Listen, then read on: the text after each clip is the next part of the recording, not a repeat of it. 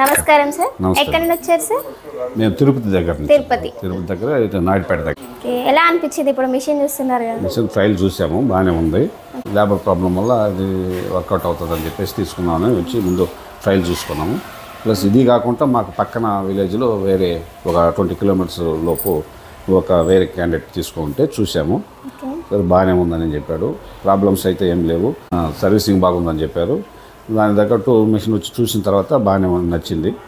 మేము ప్రజెంట్ తీసుకెళ్తున్నాం మిషన్. మీరు ఇప్పుడు అంత దూరం నుంచి వచ్చారు కదా సార్, అంటే వేరే కంపెనీ కూడా చూసుంటారు.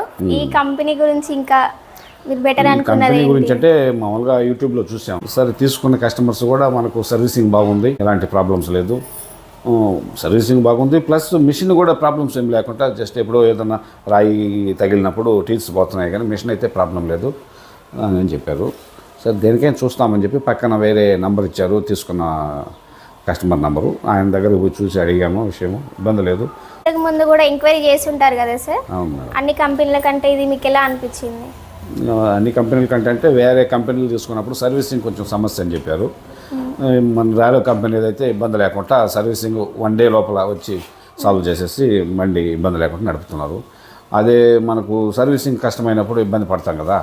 వేరే కస్టమర్కి మనం నాణ్యత వేస్తామని ఏదన్నా రెంట్కి చెప్పుకున్నాం అనుకో, ఇది డిలే అయిందంటే అది డిలే అయిపోతుంది, వేసుకుందని సమస్య అయిపోతుంది. దానివల్ల ఆ సమస్య లేకుండా సర్వీసింగ్ పర్ఫెక్ట్గా ఉంది, ఇబ్బంది లేదని చెప్పిన తర్వాత అందరు కనుక్కొని విషయం పక్కన తీసుకున్న కస్టమర్ని కూడా వెరిఫై చేసుకొని చూసి తీసుకోవాలని వచ్చి ట్రయల్ చూసాము. మిషన్ ఓకే, ఇబ్బంది లేదు, నచ్చింది, మాట్లాడుకొని తీసుకుంటున్నాం. ఇప్పుడు చాలా మంది ఏంటంటే గ్యాప్ ఎక్కువ వస్తుంది అంటారు కదా సార్, ఇప్పుడు మీరు చూసారు కదా డెమో, ఎలా చూసామ్మా. కాకపోతే సాల్కి ఫిక్స్ 10 ఇంచెస్ అన్నారు. ఓకే, సాల్ మీద డిస్టెన్స్ లేకుండా మన అడ్జస్ట్మెంట్ ఉన్నది. ప్లస్ కర్రలు పెట్టుకునేదానికి కూడా 4 కర్రలు 5 కర్రలు 10 కర్రలు దాకా పెట్టుకోవచ్చు, 10-20 దాకా పెట్టుకోవచ్చు. దాన్ని బట్టి మనం సాల్ మీద అడ్జస్ట్ చేసుకోవచ్చు. అదే మనం కూలోళ్ళతో వేసినప్పుడు ఏమవుతుందంటే ఈ బెంగాల్ వాళ్ళ చేత వేయించినా కూడా చూపుడికేమో అంచులు బాగానే వేస్తున్నారు, మధ్యలో వచ్చేతలకే బాగా అడుగు తీస్తున్నారు, 1.5 అడుగు కూడా పెడుతున్నారు. దాన్ని బట్టి ఇదైతే ఫిక్స్డ్ కాబట్టి ఒకసారి ఫిక్స్ చేసుకుంటే నాణ్యత అయితే ఇబ్బంది లేదు. ఇప్పుడు మీరు డెమో చూడడానికి వెళ్ళారు కదా సార్?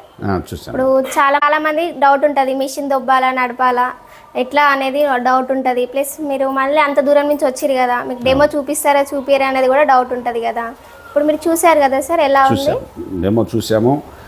మిషను దాని పాటికి అది వెళ్తుంది, ఎక్కడ దిగబడినా కానీ ఈ ఫ్లోట్స్ ఉన్నాయి కాబట్టి బండి దిగబడకుండా నడుస్తుంది, ఇబ్బంది లేదు. మనం నెట్టాల్సిన అవసరం లేదు, జస్ట్ అడ్జస్టబుల్ మేనేజ్మెంట్ కరెక్ట్ చేసుకుంటూ పోతా ఉంటే వెళ్ళిపోతుంది.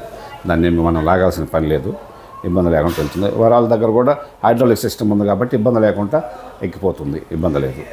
ఇప్పుడు మీరు చూసారు కదా సార్, మీరు వేస్తుంటే చూసారు, ఇంతకుముందు వేసింది కూడా పక్కన పొలం చూసారు కదా, ఎలా ఉంది?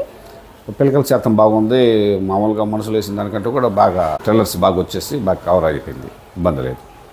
బిల్డింగ్ కూడా బాగానే వచ్చిందని చెప్పాడు. బిల్డింగ్ అప్పుడు వెళ్ళలేదు మనం, బిల్డింగ్ కూడా బ్రహ్మాండంగా వచ్చింది, ఇబ్బంది లేదన్నాడు. ట్రైలర్స్ బాగా వచ్చినప్పుడు ఆటోమేటిక్ బిల్డింగ్ డెవలప్మెంట్ అయిపోతుంది, ఇబ్బంది లేదు. ఇప్పుడు చూశారు కదా, ఈ కస్టమర్ వచ్చేసి నెల్లూరు నుంచి వచ్చారు. కూడా దసరా ఆఫర్కే వచ్చి డెమో చూసి నచ్చిన తర్వాతకి బుకింగ్ అనేది కూడా చేశారు. ఇప్పుడు మనకు లేబర్స్ దొరకక ఇప్పుడు కూలీ వాళ్ళు అనేది ఎంత ఇబ్బంది ఉండి ఎడ్ల బండి నుంచి ట్రాక్టర్స్కి ఎలా వచ్చారో, రాబోయే కాలంలో కూడా ఖచ్చితంగా 10 acres ఉన్న వాళ్ళకి వరి నాటేసే మిషన్ కూడా అంతే ముఖ్యం ఉంటుంది. అందుకోసమని సరికొత్త ఆఫర్లో కూడా వచ్చి చూసిన తర్వాతకి నచ్చితే తీసుకోవచ్చు. Thank you.